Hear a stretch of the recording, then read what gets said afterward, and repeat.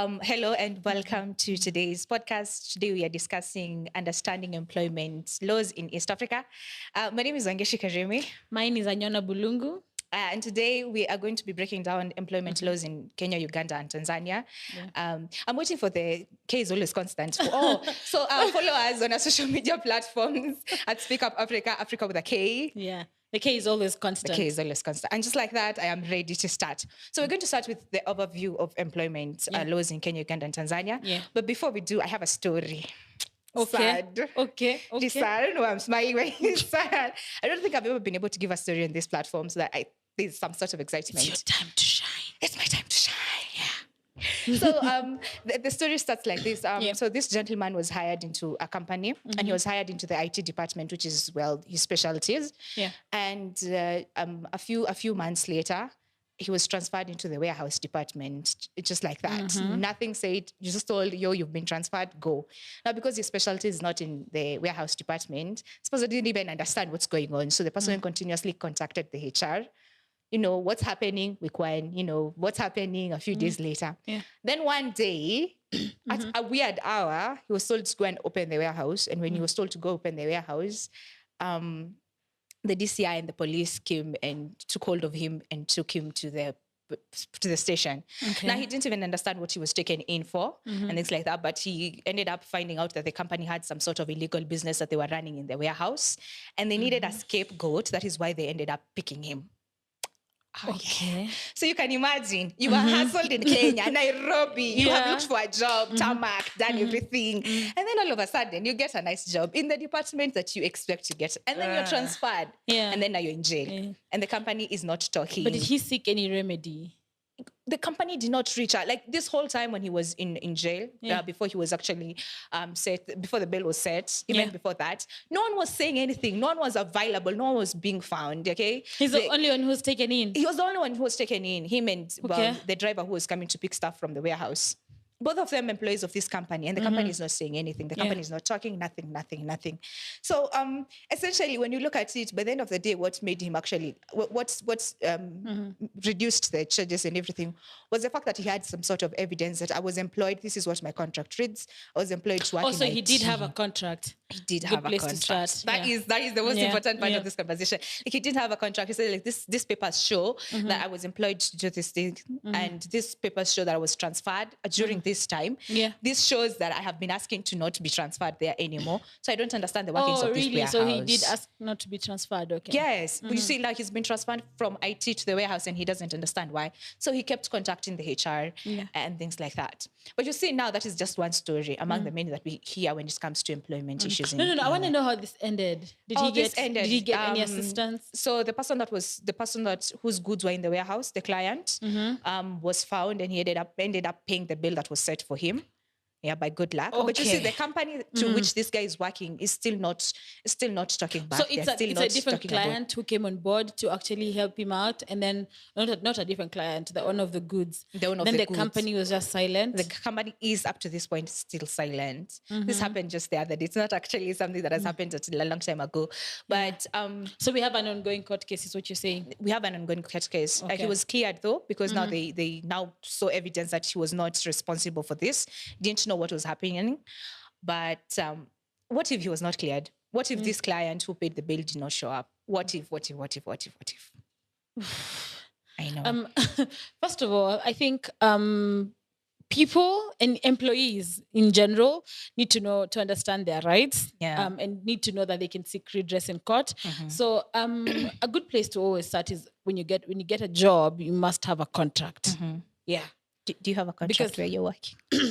Okay, ignoring and moving forward. We're not talking about me, but it's always a good place to start, because then you have some reference, and you have a legal document that you can use to always support whatever your claim is. Yeah. So you're saying the employers didn't do anything at all? They haven't done anything up to this point. Did he sue the employers? It's in the process. But how much do you have to sue? No. Because pro bono lawyers are rare.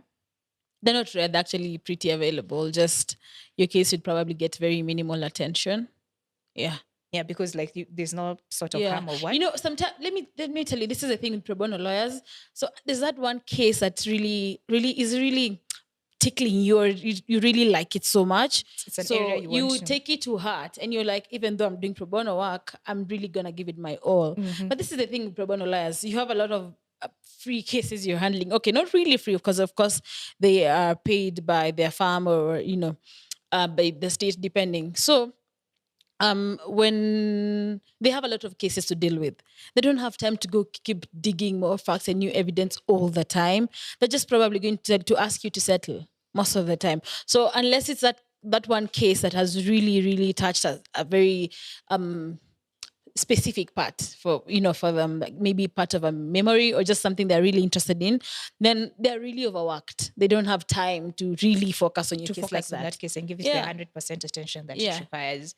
That's the challenge. So you end up looking for one that you have to pay and you don't have the funds to pay. Now just picture this: you are Kenyan youth, you have gone to school for 4 years, spent all that money in school, and then now you're tamarking. Which 4 years? Which 4 years? Does it ever take 4 years? I mean, academically it's supposed to take 4 years. If it doesn't, now that is another problem. But essentially you've gone through all of that hassle.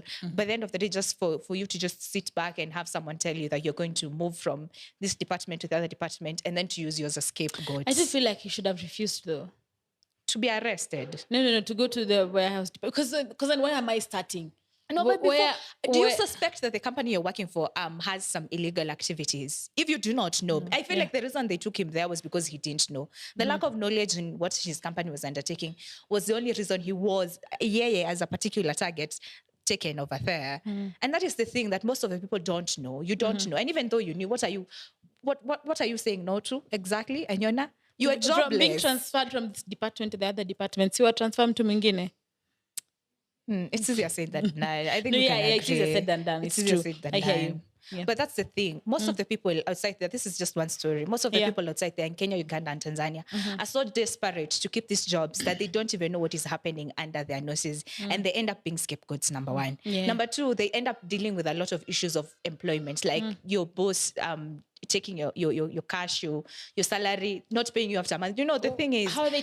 Do you mean taking your money? You mean that they're not pocketing paid? your money. Let's just give you a client employs the company to do something. You know, according to your contract or according to the agreement that you had, you're supposed to take a certain percentage. You know, because you're the one who's also handling the account, so the money was paid. So you know that this money is supposed to come into your account, but it doesn't. And when it doesn't... I wouldn't advise this, but if I'm the one dealing with the accounts... So my money has come in. I'm just taking... She's not saying anything. You didn't hear this from me, but never happened. But you find people taking the money, pocketing it all, and then they tell you the money was not paid, and you have the evidence the money was paid, but you can't do anything about it because you're so desperate to keep that job and to get those small incentives that are given to you by the end of the day. And you fear what happens. Like, if I am going to take action, what exactly am I going to do? And this is the question I always ask people: what do you want them to do? You see, in every country, in every legal system or justice system, though you'd like to call it, there's the Employment and Labor Relations Court, and that's what they deal with. They deal with labor-related issues and employment issues. And actually, if you don't know this, most of the time it's employees suing employers. It's just that I know most people don't like to go to court because the higher chances that the person with a bigger financial muscle is going to exactly. She's not also said anything, but we move on regardless. You didn't hear that from me. You didn't say anything. I didn't say anything. Yeah.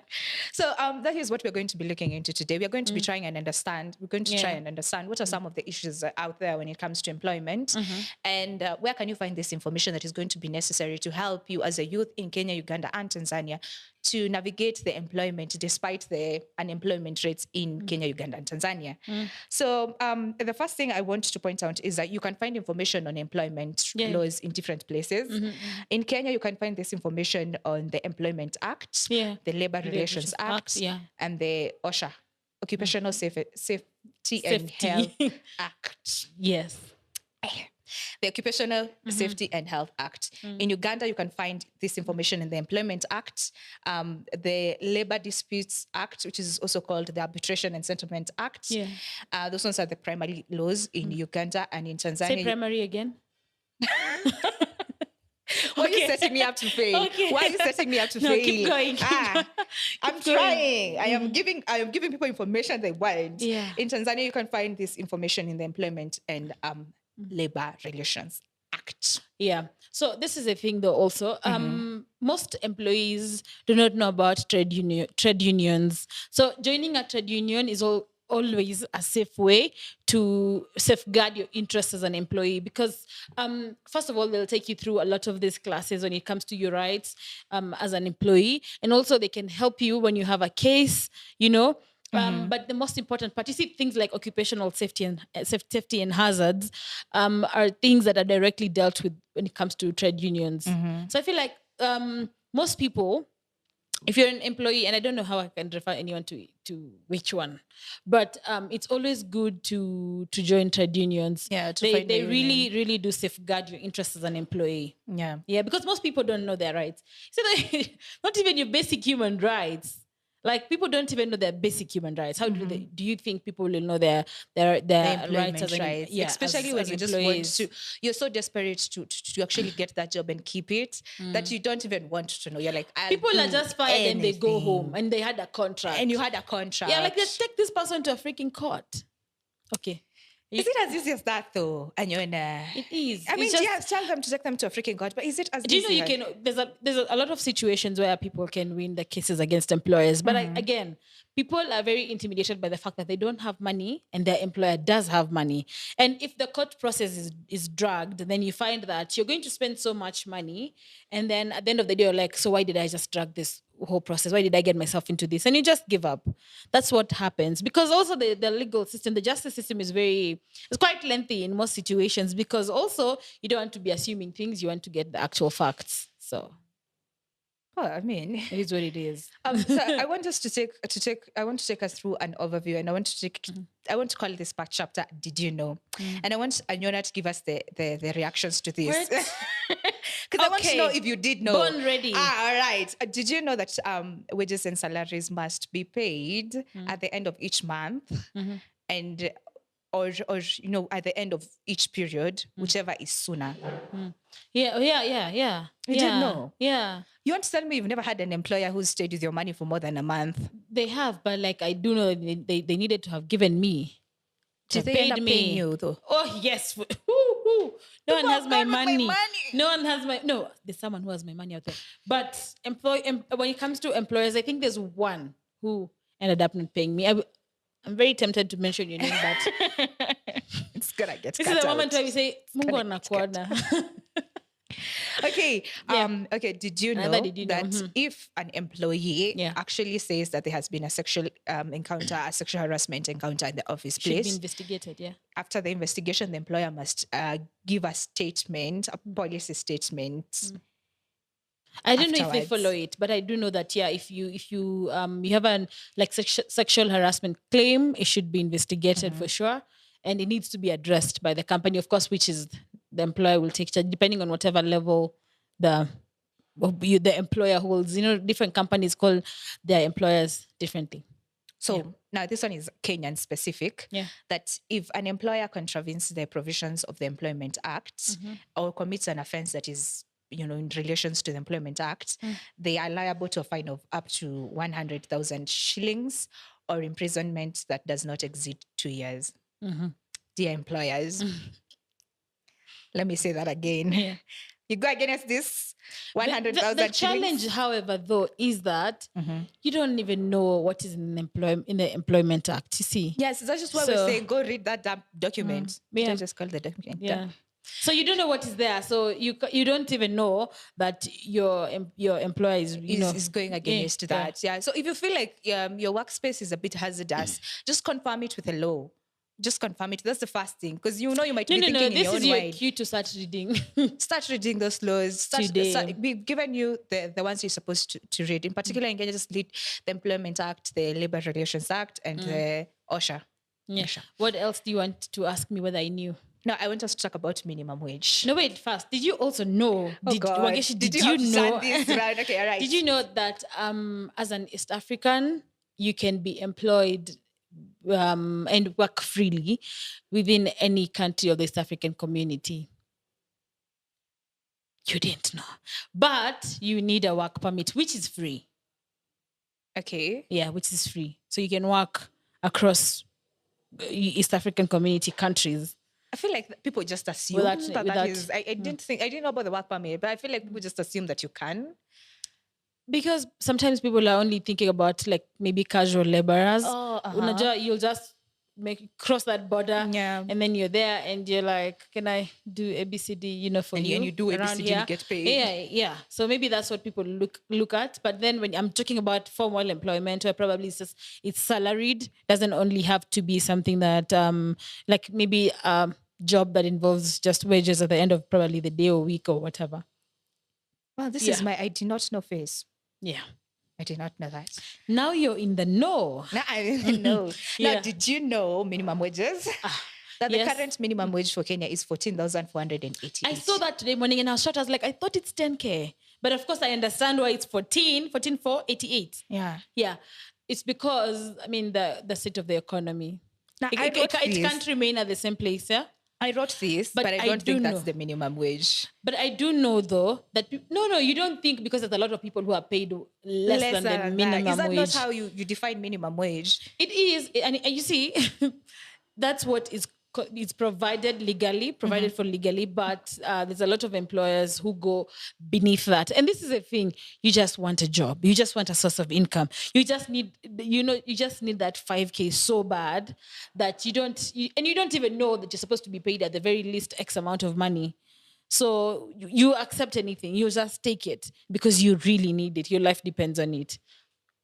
That's why most employers easily get away with that, and no one is taking them to court for that. No one is following up. No one even cares. Just want that 5,000 cash. If you're not going to do it, someone else is going to do it. That is the problem with the unemployment. That's the thing, because today. a lot of people who need the job. Yeah, it's bad, but it's the situation. It is what it is. That 14,488 is equivalent to $133. Yeah. Now in Tanzania, their minimum wage is $46 to $50 in a month. $46 to $50 in a month. That's such little money. Wageshi, don't laugh. That's such little money. No, but this is concerning. I wrote this, but it's still concerning. That's such little money. What will you do with that? I know there's things it will help you do, but like, how much? Surely, Wageshi, okay, what are we laughing at? What are we laughing at? That poverty is a real issue in East Africa? No, but it's 46 to 50. It's very little money. It's very little money. Please, employers, do better. And you know what's the worst part? The worst part about this information is that people are earning less. I don't know why I'm laughing. It's sad. There's people who are earning less than $50. The $46 to $50 in a month. I'm not shocked. Anything is possible. Anything is really, really possible. Because I think you're failing to understand the level of desperation that these people have. There was the same way you were saying, you've gone to school for 4 years only to be switched departments when it comes to your job. I mean, you should be flexible, honestly, in this age and time, because you can't stick to that one thing and maybe high GP. So, what did I want to say? The way you were saying that people can go to school for 4 years, you're talking about, higher education, and then go switch departments from their department of choice. It's the same thing. You go to school for 4 years, in fact, 5-6 years, and then you still don't have a job, or now you have to settle for something less than that, less than what you technically should be doing. So it's times that forces them. But then again, employers should be considerate. It should be considered, because some of them are pocketing millions and then they're giving you $46. This is the thing, though. I usually feel like employers use their employees to do the bulk of the work for them, but then they make the bulk of the money. Of course, there's also issues. Everywhere. Of course, there's also issues you need to understand. The company needs to make profits. They need to handle just more than your salaries. But employers, honestly, just sometimes, like, guys, do better.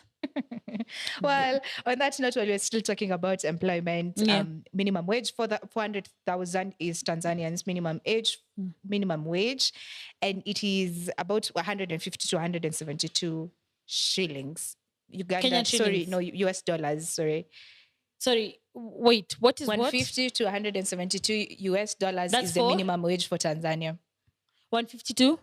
172 But you just said 46 to 50. is Uganda. Oh, that was Uganda. 46 to 50 is Uganda. I'm sorry I laughed, by the way. It's That's sad. bad. It's too sad you can't cry, so we laugh about it. That's I don't know, Aki, that's kidogo. Yo, Jesus Christ. It is. Yeah, so you were saying Uganda is, Uganda is I mean, 46 to Tanzania 50. is what? Tanzania is 150 to 172. Which means they're better than Kenya. Yeah, They're doing better actually than, they are, because doing Kenya better is than- 133 yeah, to US 150. dollars. Oof, but I think when you look at these figures in general, it's bad. They are bad. It's just Kenya, bad. Uganda, Tanzania, it's just bad. It's just bad. It's just bad. Our minimum wage really needs to go up, because the poverty line is... Times are tough. The economy is and it's deteriorating. The worst part is that it's getting worse. So if this is the state, by the day. Yeah.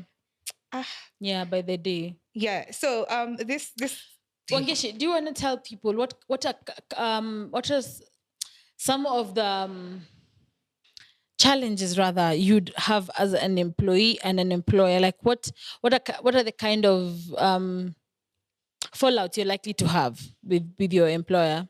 fallouts. Yeah. I'm looking for a better way to say it, but English is not my first language. It's not my first language, Kiswahili is. I feel like one of the biggest issues that we might have between an employer and an employee is the one that I had mentioned earlier, where the client paid, but the money did not get to your account in some way or the other, because the employer decided to be greedy. That is one way. Another one is, it's very common, but sexual harassment in the workplace it's very common. Like it's very common. And gender biased actions, where you find that the girls, and this one comes personal, where you find the girls or the women get less of everything. They get lesser of the pay, they get less of the benefits. But even worse, it's when you're threatened, like your job is threatened because you're a woman, for the same mistake that another man does not get the same response to, it's just, it's petty. It's interesting because for me, I think the biggest issue is unlawful termination. I think many people's jobs are threatened, and like there's no job security at all. Your job just ends, and then this is the thing I was saying. You can seek redress in court, but then most people don't. They don't, because they're like, sasa hiyo process yote, lengthy process, itanikula pesa mingi, and then I won't even get the help I need. You see, so I feel like that's a very big thing. That's a biggest risk I think employees that's face. the biggest risk. Lack of job security is so bad that I don't know if I know anyone right now who is employed that has job security. That is so bad. It's so... No, I don't know people who have. I don't know anyone that has jobs, and I You don't know feel like you have and I know you, and I don't think that everyone, like, I am looking into like the people I know, I'm thinking all of the people I know that are employed, none of them have some sort of job security. And those ones have contracts. It's because like it's just a piece of paper you signed, but you're constantly under the threat of, if you don't. But you take them to court for it, because you should follow, unless you as an employee has also breached the contract. Because you see, it's not only employers.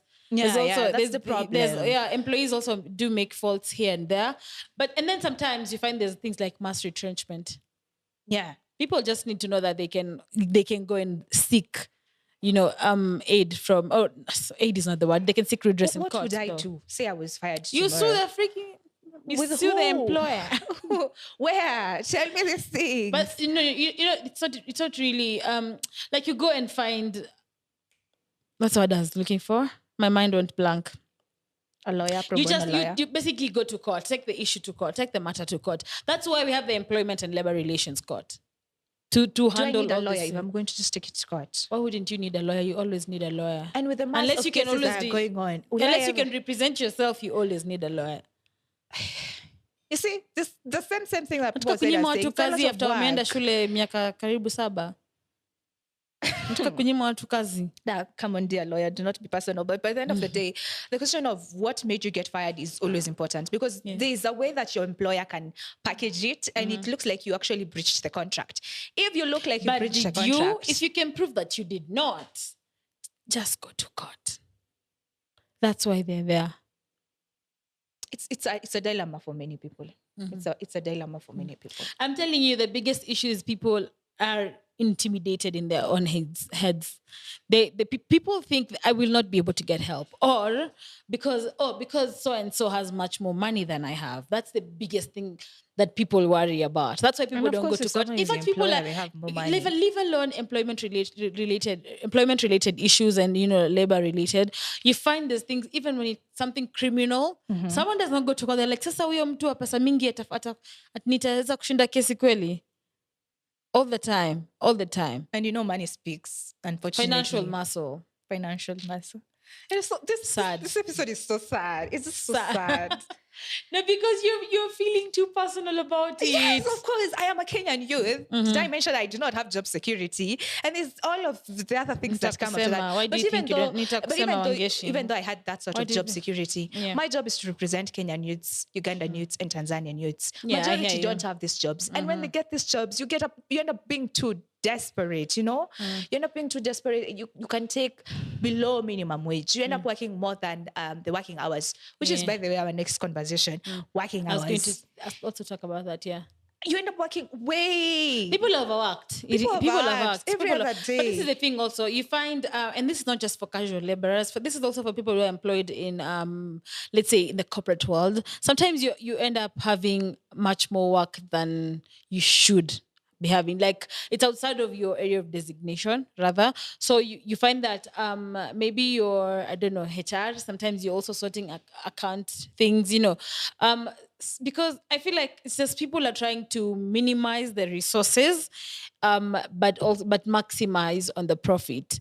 So that's why you find a lot of employers are overworking employees. So maybe I have an X amount of money that I can spend on employees, but then I need for this money. If I'm going to follow the minimum wage, then probably I need 10 workers. But then the amount of work that I have to get done needs many more people. So it's either I get more people and pay them less way beneath the minimum wage, or maybe overwork the ones that I can get and make sure I'm paying them as per the minimum wage. So it's just it's a fine line between where sad topic. Let's talk about working hours. What is what is it called? The working hours. It's supposed to be 8 hours. It's just supposed to be 8 hours. So 45 hours. Which makes me wonder, is it in a week? Should it be 8 to 5 or 9 to 5? As you do the maths, I'm just going to tell you that in Kenya, 45 hours a week. In Uganda, 48 hours per week. And in Tanzania, 45 hours a week. And you're entitled to leave entitlements, which include your annual leave, your sick leave, and your maternity leave. Paid leave. Paid leaves. Yeah. In Kenya, sorry, you said you're entitled to what and not? To your annual leave, your sick leaves, and your maternity leave. Yeah. If you're pregnant. Yeah. And also the paternity leave. When I talk about the maternity leave, the paternity leave in Kenya is 2 weeks. 2 weeks. Do you think that's enough? It's 2 weeks. Do you think that's enough? I don't. The mothers get what, 3 months? Dads get 2 weeks. But I don't think it's enough. But frankly speaking, you can never get enough enough of a leave. Like you'd go on a 1 month leave, and then when you're back, you're like, I don't even feel rested. I want another whole. It's not enough. It can never be enough. But we could slightly do better. But we need to keep the economy running. Wow. Yeah. 3 months, new mother. 2 weeks, new father. But honestly speaking, sometimes these new dads are just chilling like that. We were having this discussion with someone and they're saying, you see, most men won't even tell them. You see, for a woman, you can't hide. You can't hide. You really have to take that 3 months. It's a bulging belly. You cannot hide. But the man doesn't tell them, hey, I have an expectant wife who's giving birth in probably 2 months' time. I'll need a paternity leave at this time of. They don't. They just shut up. And they'll come to work like nothing has happened. Because they're running away from dad responsibilities. And you didn't hear me say that.